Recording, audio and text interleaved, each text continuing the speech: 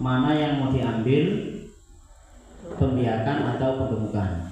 Itu yang paling utama. Tentukan dulu mana yang akan mau diambil, okay? Karena kalau tidak ditentukan itu akan sulit juga untuk menyediakan bank pakannya. Mau fattening kah atau penggemukan itu, atau breeding, atau yang disebut pembiakan. Itu panjenengan tentukan dulu. Karena kos biayanya juga nanti akan berbeda. Misal satu contoh, panjenengan dari pihak desa yang akan dikelola oleh BUMDes menentukan untuk breeding. Nah, rencana breeding ini panjenengan harus menyediakan bank pakannya dulu. Untuk jumlah domba atau kambing yang akan diternak itu belakangan, jangan ditentukan, tapi tentukan lokasi bank pakannya dulu. Seberapa luas lokasi yang akan panjenengan tanami bank pakan, entah itu kebun jagung atau rumput pakcong atau odot atau gajan, terserah. Kalau misalnya mau tanam pakcong semua, jangan tentukan dulu, karena kebutuhan domba atau kambing breeding itu 1 hari per ekor 1 meter persegi per hari. Itu kalau kita ngitung hijauan saja. Terus kalau jenengan sudah nanti mau menentukan ke arah breeding, tentukan dulu bank pakannya. Jadi urutan pertama bank pakannya jenengan tentukan, berapa luasan bank pakan. Nah, nanti jumlah ternaknya mengikuti. Jadi misalnya bank pakan panjenengan tanam untuk kapasitas 100 ekor satu contoh. Nanti panjenengan jangan piara 100, tapi 75 saja. Kenapa kok seperti itu?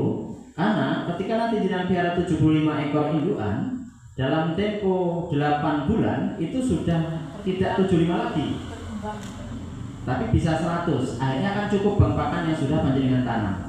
Nah, cuma kalau jenengan menentukan jumlahnya dulu tanpa memikirkan bank pakannya, itu bunuh diri namanya. Nanti semangat di depan, di pertengahan jenengan kayak kerupuk kesiram banyu. Karena ketika nanti sulit untuk cari bank pakan, untuk cari pakannya, teng mriki entre namung kemrungsung teng ati niku. Ketika kemrungsung nggih, nyun sewu, paling ujung-ujungnya didol wae.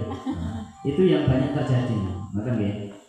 Untuk yang breeding ngoten niku, untuk yang fattening juga sebetulnya tidak kalah dengan yang breeding. Hanya saja kalau fattening kebutuhan HPT-nya atau hijauan pakan ternaknya itu tidak terlalu banyak. Karena dalam penggemukan atau dalam fattening itu kita hanya butuh hijauan sekitar 20-30% saja. Nah, yang 70% itu bahan-bahan yang harus kita beli. Terus kebalikan dari breeding. Kalau breeding 80% harus kita dapat dari lahan. Kalau untuk breeding atau pembiakan, yang 20% baru kita beli. Karena itu untuk konsentratnya. Tapi kalau fattening itu kebalikannya, yang 70-80% itu kita beli, harus kita beli. Yang 20-30% baru dihasilkan dari lahan. Itu kalau untuk fattening. Nah, satu contoh misal gimana kalau tidak 70%, 50% saja misal yang harus kita beli, nggak apa-apa, tanam singkong. Itu solusinya seperti itu, tanam singkong atau tanam jagung. Jagung nanti dibabat ketika usia 80 hari. Jadi jagung sak kebun nih, mungkin dicoper, nanti konsentratnya sedikit belum. Nah, itu sekilas gambaran ngoten.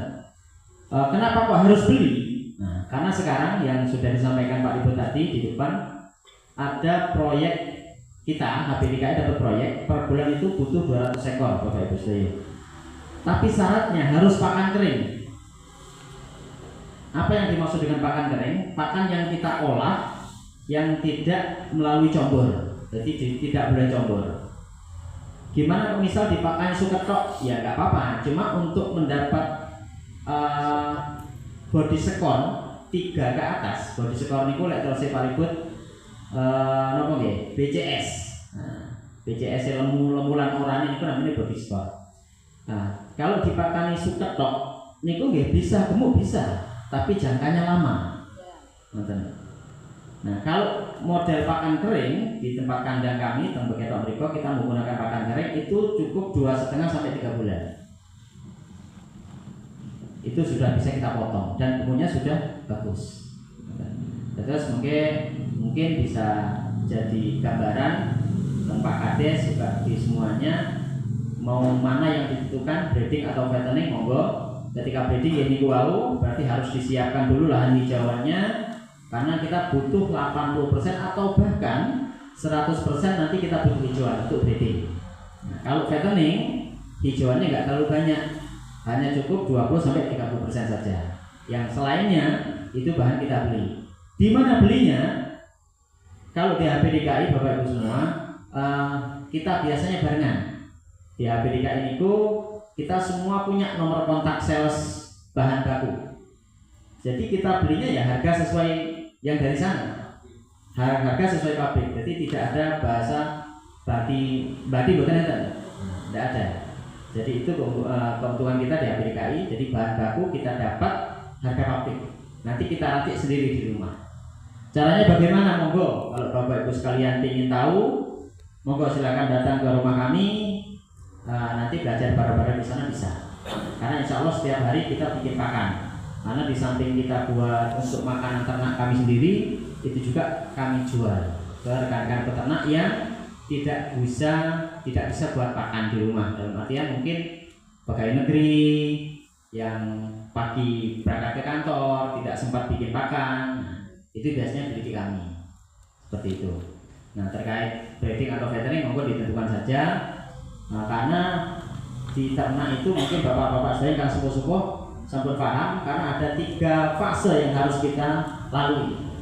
Fase pertama kalau untuk breeding Pak ya, kalau untuk fattening insya Allah nggak ada fase. Fasenya 0 itu nggak ada. Kalau untuk breeding itu harus melewati 3 fase. Yang pertama, fase pertama ini ada peribahasa wedhus mangan wong. Nah, ketika nanti kita breeding, fase pertama ini harus kita lalui berapa bulan, berapa tahun.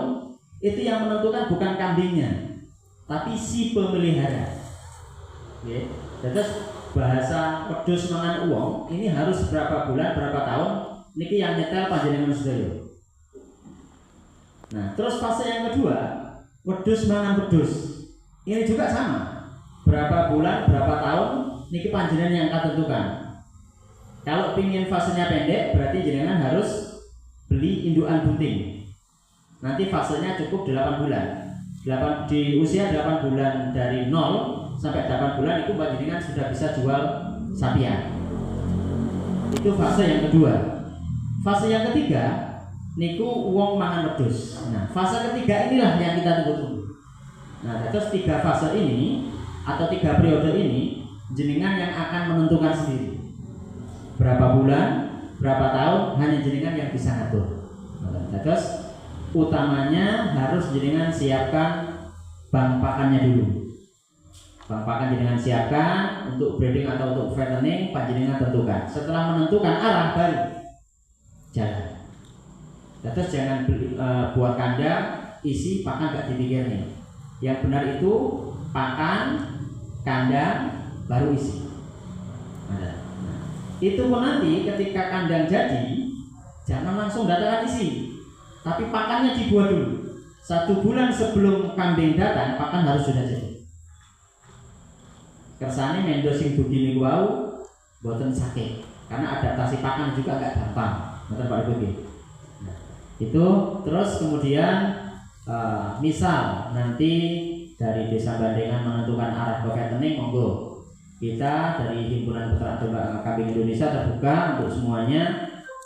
Mumpung ada proyek dan proyek itu jangkanya lama, per bulan kita butuh 200 ekor dengan syarat pakan kering dan gemuk. Minimal bobot 28 kilo, maksimal tidak terbatas, yang penting gemuk dengan syarat pakan kering. Berapa harganya? Dari kami per kilo 46.000 masuk ke panjenengan. Nanti kita beli juga sama 46.000 dengan syarat gemuk loh ya. Dengan syarat gemuk nanti akan kita beli, harga masuk dan harga keluar itu sama. Oke, sampai di sini wonten ingkang badhe dilanjutaken.